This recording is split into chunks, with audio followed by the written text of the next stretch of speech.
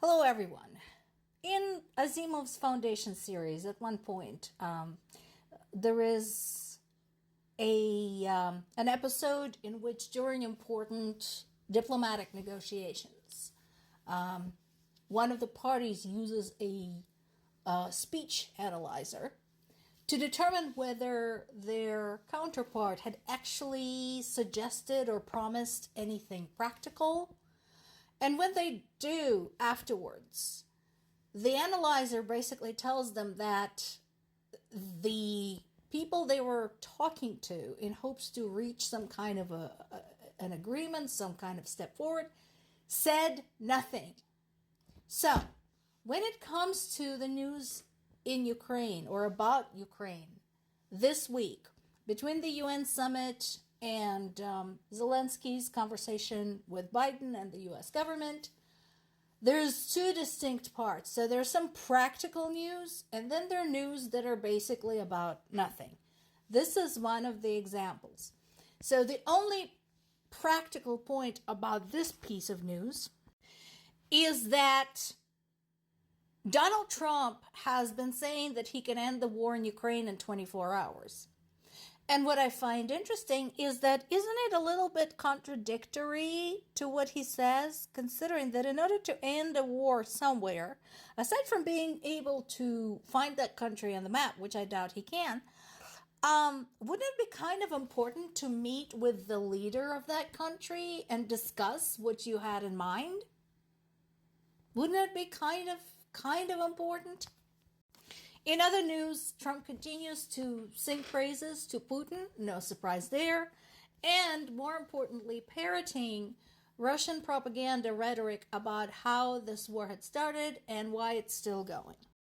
Now, I covered many times the history of the conflict, which began really right about now, 11 years ago, 2013. Fall of 2013 is when things started heating up.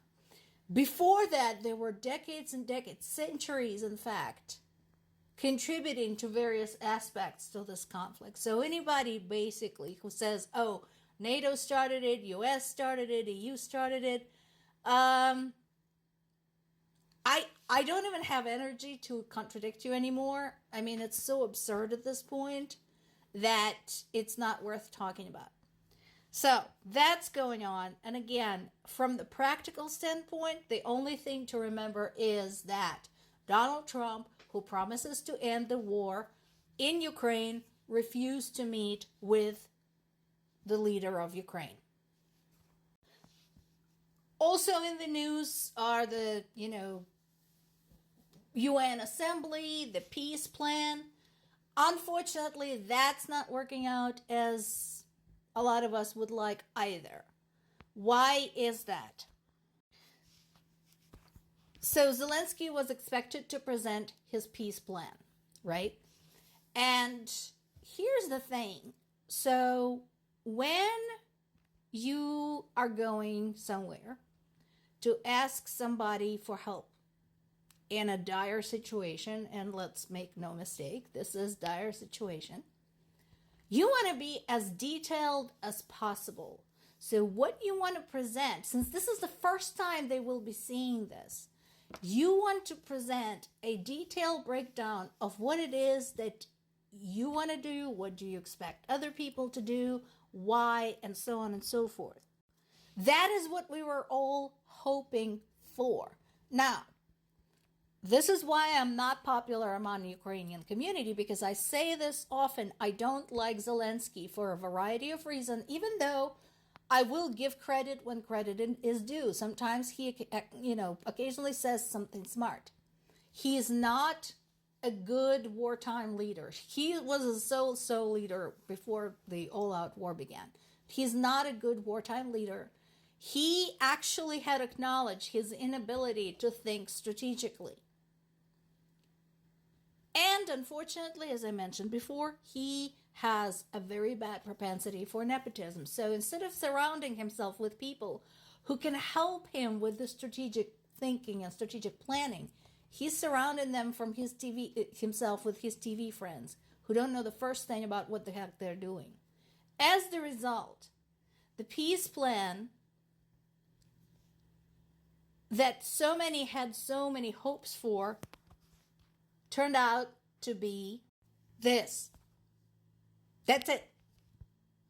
And this is extremely disappointing because this was truly his opportunity to show himself as somebody capable of planning and thinking and not just demanding something. In fact, he was much better off in his more specific speeches when he talked, for example, about logistical issues with the aid delivery. Yep.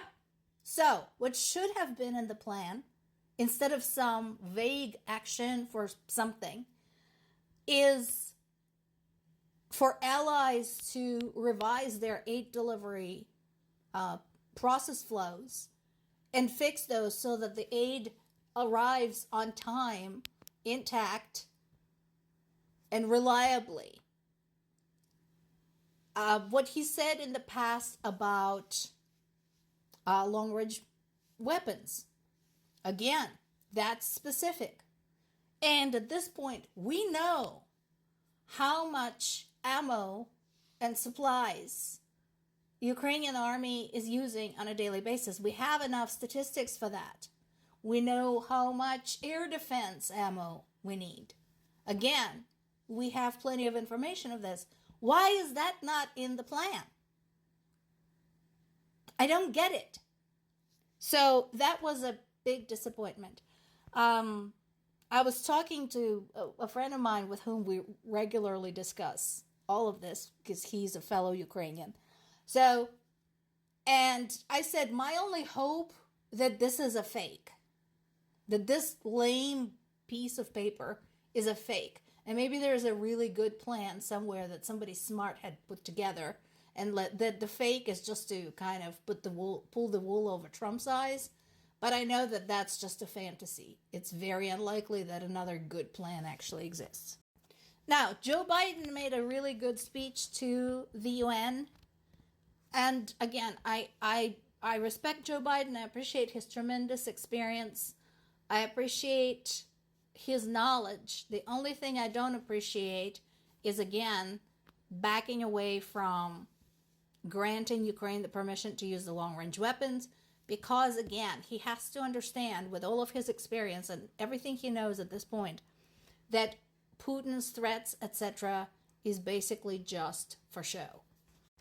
We did get some results in terms of getting some medium-range cluster bombs, some rockets, some armored vehicles, so that's helpful. But again, you know, the amount is undisclosed. And I mean, it's not a bad thing that it's undisclosed. I just hope it gets there. Now, when we look at the practical side of the news, first of all, there's been another really powerful statement by Poland's President Duda. And I agree with him. This cannot become another frozen conflict, because it's just too close to home. It is. And he's one of the ones who supports just letting Ukraine rip, basically giving Ukraine whatever the hell they want and letting it rip. And he understands that one of the problems is that it's like the whole world is waiting for something big to drop into Poland or Romania, blow something up, and for some people to die, and then everybody will be outraged and doing something decisive. And then there's this. This, my friend Vladimir Zelensky, is a practical point. Yes. And the reason we should all be concerned is that Russia's propaganda machine is already working to preliminarily accuse Ukraine or NATO or US or EU in starting something at one of the nuclear power states. One of the biggest suspects is Zaporizhzhia nuclear power plant. That means that they're preparing something themselves, and we all should be concerned.